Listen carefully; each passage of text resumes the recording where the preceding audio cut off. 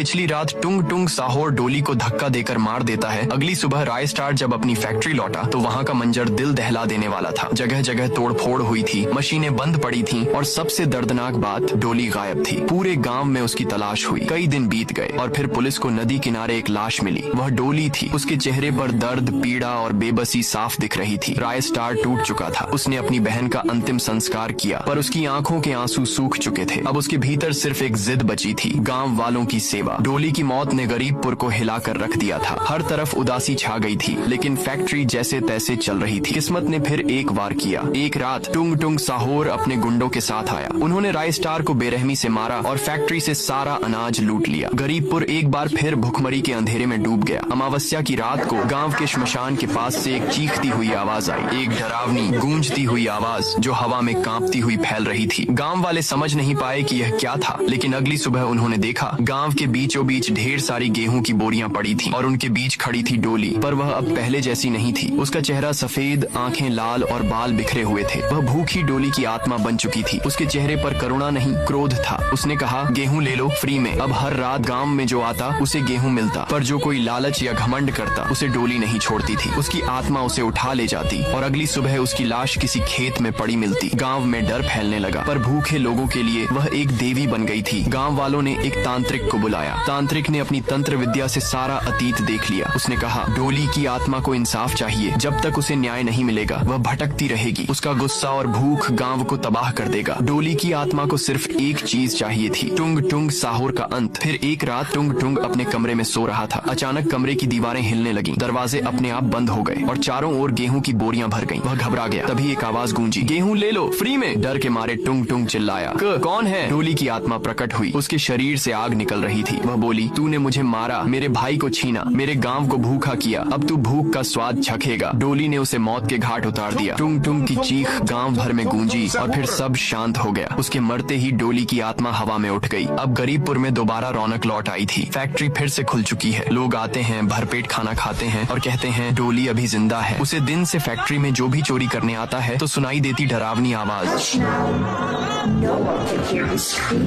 अगर आपको ये वीडियो पसंद आया तो कमेंट में लिखो, डोली अभी जिंदा है।